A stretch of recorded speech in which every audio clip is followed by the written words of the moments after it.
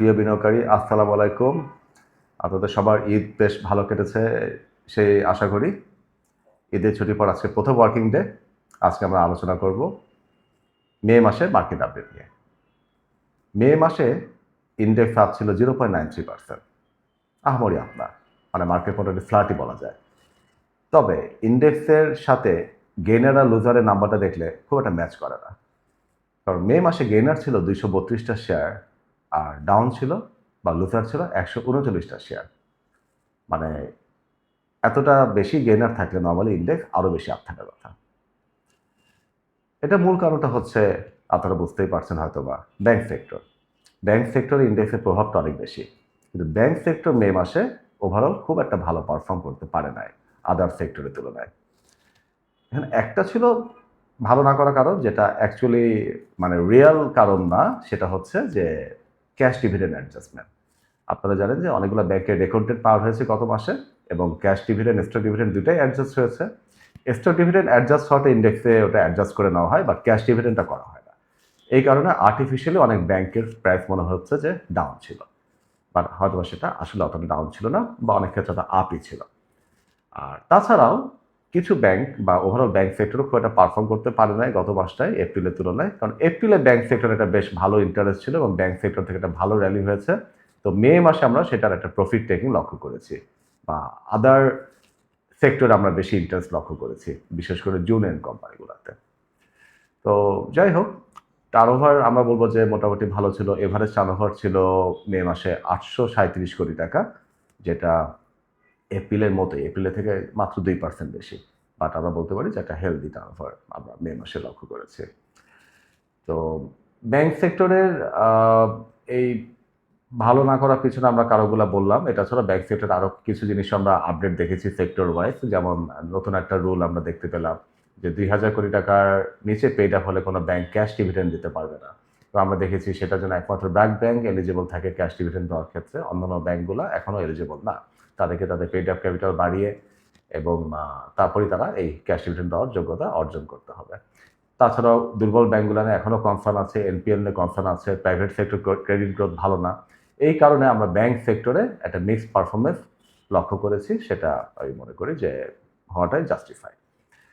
আমরা যদি অন্য সেক্টরগুলো নিয়ে আলোচনা করি মে মাসের পারফরমেন্স নিয়ে, মে মাসে মূলত ফার্মাসিউটিক্যাল, ইঞ্জিনিয়ারিং, কিছু আইটি কোম্পানি, কিছু টেক্সটাইল এবং সিমেন্ট সেক্টরের পারফরমেন্স আমরা বলবো যে ভালো ছিল। এবং এর মধ্যে আমরা যদি ইন্ডেক্সে কন্ট্রিবিউশন নিয়ে চিন্তা করি, ফার্মাসিউটিক্যাল সেক্টরে ইন্ডেক্সের কন্ট্রিবিউশন মোটামুটি ভালো, এবং সেটার একটা ভালো ইম্প্যাক্ট ছিল। আপনারা যদি টপ 10 গেইনার আর লুজারটা স্ক্রিনে দেখেন, আমরা 5 কোটি টাকার বেশি মার্কেট ক্যাপ যে কোম্পানিগুলো, এগুলো নিয়েই টপ 10 গেইনার আর লুজারটা করি, যাতে একদম ছোট ছোট কোম্পানিগুলো নিয়ে নয়েজ ক্রিয়েট না হয়। আপনারা দেখবেন এখানে টপ 10 গেইনারের মধ্যে 3টা কোম্পানি আছে ফার্মাসিউটিক্যাল কোম্পানি থেকে। সো ওভারঅল ফার্মাসিউটিক্যাল সেক্টরে একটা পারফরমেন্স আমরা মে মাসে ভালো দেখেছি। সেই সাথে ইঞ্জিনিয়ারিং সেক্টরও একটা ব্রড বেসড র্যালি দেখা গেছে। অনেক ইঞ্জিনিয়ারিং স্টক, এটা মিড ক্যাপ, স্মল ক্যাপগুলো যদিও আমরা স্ক্রিনে এটা শো করি না, বাট এগুলো পারফরমেন্সও যথেষ্ট ভালো ছিল। একইভাবে আপনি ইঞ্জিনিয়ারিং সেক্টর থেকেও দেখবেন যে 3টা স্টক আছে টপ 10 গেইনার, মানে 10টার মধ্যে আসলে 6টাই হচ্ছে ফার্মা এবং ইঞ্জিনিয়ারিং সেক্টর থেকে ছিল মে মাসে টপ 10 গেইনারে। আবার একই সাথে যদি টপ 10 লুজারটা দেখেন বড় কোম্পানিগুলার, এখানে আপনি দেখবেন যে 10টার মধ্যে 7টাই ব্যাংকিং সেক্টর।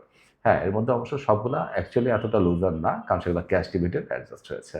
তো এটাকে যদি আপনারা ক্যাশ ডিভিডেন্ডটা সহ হিসাব করেন, তখন দেখা যাবে এগুলা অনেকগুলাই টপ 10 লুজারের মধ্যে থাকবে না।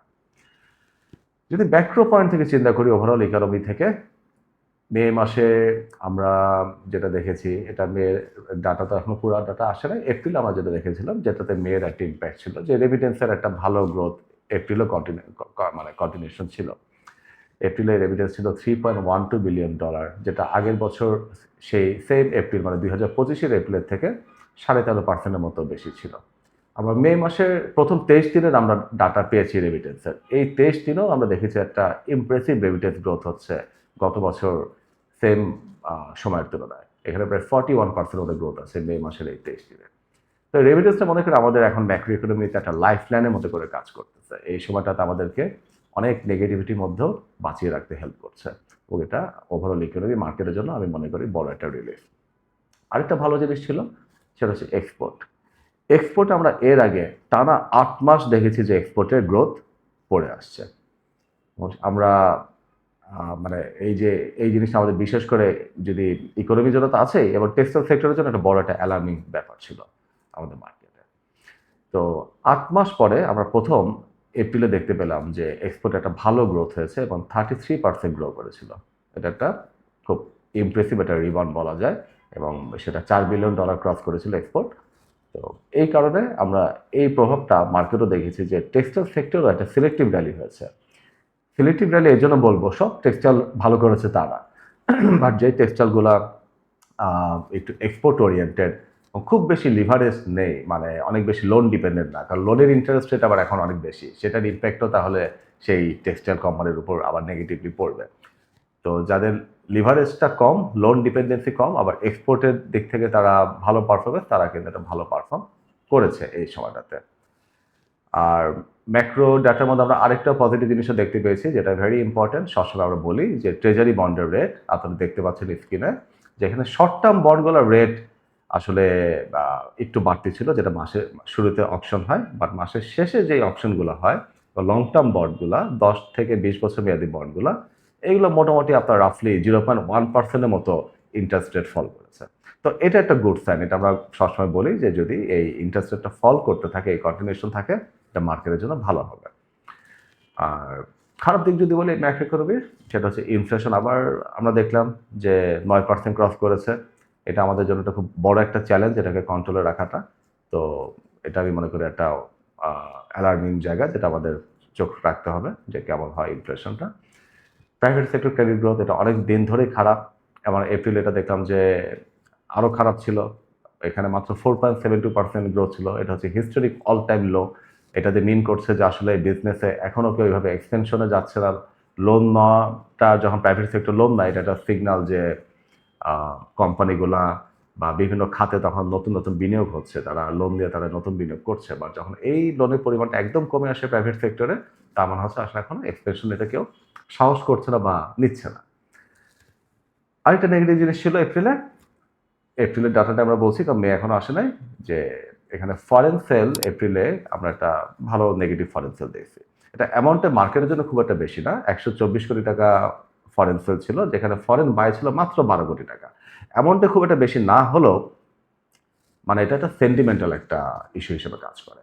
মার্কেট যখন দেখে যে ফরেন সেল হচ্ছে, এটা একটা নেগেটিভ সেন্টিমেন্ট হিসাবে ইনভেস্টরদের মধ্যে আসে। তো সেই হিসাবে এটা খুব একটা আমরা ফেভারেবলভাবে দেখি নাই।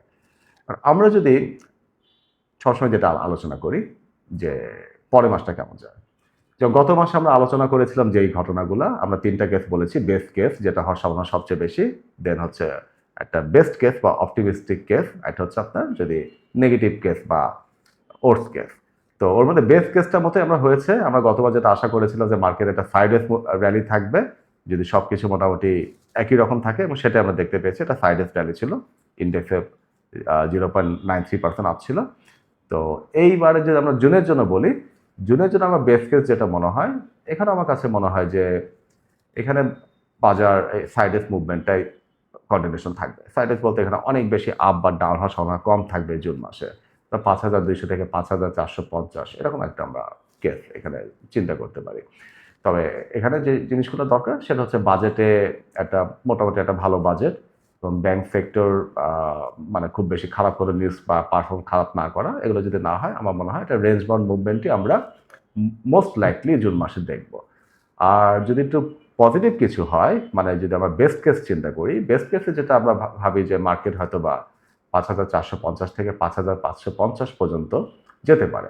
তবে সেটার জন্য কিছু ক্যাটালিস্ট লাগবে। এই ক্যাটালিস্টগুলো হচ্ছে যদি ইন্টারেস্ট রেট খুব শার্পলি ফল করে, যেটা আমরা ট্রেজারি বন্ড থেকে ট্র্যাক করি, এবং সেই সাথে আরও যেটা মোস্ট ইম্পর্টেন্ট এই মাসের জন্য, সেটা হচ্ছে বাজেট নিয়ে ডিসকাশন যেটা হবে। যদি বাজেটে আমরা মার্কেট ফ্রেন্ডলি বেশ কিছু বা ওভারঅল ইকোনমি ফ্রেন্ডলি বাজেটে ভালো ভালো কিছু দেখতে পাই, তাহলে মনে হয় মার্কেটে একটা বুল মার্কেট হওয়ার সেখানে একটা চান্স থাকবে।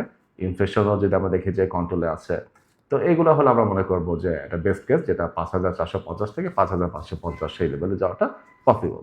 আর একই সাথে ভালোগুলো বলো, যদি খারাপটা বলি, ওর্স্ট কেস যদি আমরা চিন্তা করি, সেখানে আমি মনে করি মার্কেট যদি এমন হয় যে ইন্টারেস্ট রেট আবার বাড়া শুরু করলো, ইনফ্লেশন আবার বাড়তে থাকলো, এবং বাজেটেও এমন কিছু আসলো বা এমন কিছু আলোচনা হলো যে ইনভেস্টররা হতাশ হলো, সেই ক্ষেত্রে মার্কেট আবার নেমে ৫,২০০ থেকে নেমে ৫,১০০-র দিকে চলে যেতে পারে। তো আমার যেটা মনে হয় এই সময় ইন্ডেক্স আমাদেরকে অনেক সময় মিসগাইড করতে পারে, যেটা গত মাসে করেছে। এই যে ইন্ডেক্স অল্প আপ ছিল বাট অনেক স্টকে কিন্তু খুব ভালো রিটার্ন দিয়েছে। তো এইজন্য আমাদেরকে একইভাবে এই জুন মাসেও খুব কেয়ারফুলি এবং বুঝে শুনে ইনভেস্টমেন্ট করাটা অনেক বেশি ইম্পর্টেন্ট। তো বুল মার্কেটে, স্ট্রং বুল মার্কেটে মোটামুটি আপনি যেই শেয়ারই কিনবেন, যে স্টকে ইনভেস্ট করবেন, যেই সেক্টরই কিনবেন, দেখা যাবে আপনার প্রফিট হবে। কিন্তু 5 ডেজ মার্কেটগুলোতে বা যেখানে স্লাইটলি আপ বা ডাউন থাকে, এখানে আপনার কেয়ারফুলি ইনভেস্টমেন্ট করাটা খুবই ইম্পর্টেন্ট এখন যে মার্কেটে চলতেছে। তো আমার যে গাইডলাইনটা জুন মাসের জন্য, যে এখানে আপনার প্রথমত যে জিনিসটা, যে আপনাকে ইন্ডেক্স আপনাকে মিসলিড করবে। ইন্ডেক্স দেখে আপনি পুরোপুরি ডিসিশন নিলে হবে না। আপনাকে একটু overall sector performance, sector rotation, কোনো particular type of stock perform করছে কিনা, করতে পারে কিনা, সেগুলোর দিকে একটু খেয়াল রাখতে হবে। দ্বিতীয়ত হচ্ছে এই এপ্রিল মে মাসে অনেক স্টকের দাম কিন্তু ম্যাসিভ বেড়ে গেছে। তো এই ধরনের ওভারহিটেড স্টকগুলো যদি ফান্ডামেন্টাল এখন কোনো গ্রাউন্ড না থেকে থাকে, আমার মতে আপনারা অ্যাভয়েড করলে ভালো হবে। মানুষ এখানে টেম্পটেড হবে, ফিয়ার অফ মিসিং আউট হবে, যে আরও যদি দাম বেড়ে যায় বা বাড়তে থাকে দেখলে লোভ হবে, কিন্তু বেটার অ্যাভয়েড করতে পারলে আমার মনে হয় বেটার হবে আপনাদের জন্য মোস্ট অফ দ্য টাইমে। তৃতীয়ত হচ্ছে যে এই সময় এখন অনেক ইনভেস্টমেন্ট অবশ্যই খুব লুক্রেটিভ পর্যায়ে আছে। তো আমরা এসআইপি ইনভেস্টমেন্ট যেমনি করা হয় যে আস্তে আস্তে করে আমরা টাকা দিই, প্রতি মাসে টাকা দিই, তারপরে গুড ইনভেস্টমেন্টগুলো এখন হচ্ছে কলেজ যে ইনভেস্টমেন্টগুলো আছে, at a time all in না যেয়ে বা সব না কিনে আপনারা হয়তো বা একটু ওই দেখে দেখে বসিয়ে বসে ভালো ভালো স্টক এখন কালেকশন করতে পারেন। অথবা যদি আপনাদের একটু লং টার্ম হরাইজন থাকে ৩ থেকে ৫ বছরের মতো, সেই ক্ষেত্রে আপনারা ভালো কোনো ওপেন এন্ড মিউচুয়াল ফান্ডও বিনিয়োগ করতে পারেন, আমাদের সাথেও ইনভেস্ট করতে পারেন। তো সেটা আমি মনে করি লং হরাইজনের জন্য ভালো হবে। ওভারঅল এক কথায় যদি মার্কেটের কথা এখন বলি, মার্কেট এখন দুর্বল না, আবার খুব স্ট্রং সেটাও না। এখানে selective investment, patience, valuation, discipline, এগুলা খুবই ইম্পর্টেন্ট। আমরা ইনভেস্টেড অ্যাসেট ম্যানেজমেন্ট থেকে সবসময় চেষ্টা করি বাজারের হাইপ বা ফিয়ার দিয়ে না, বরঞ্চ ডিসিপ্লিন আর ডাটা দিয়ে মার্কেটকে বুঝতে, সেইভাবে বিনিয়োগ করতে। আবার দেখা হবে পরবর্তী ভিডিওতে। সবাই ভালো থাকবেন। আল্লাহ হাফেজ।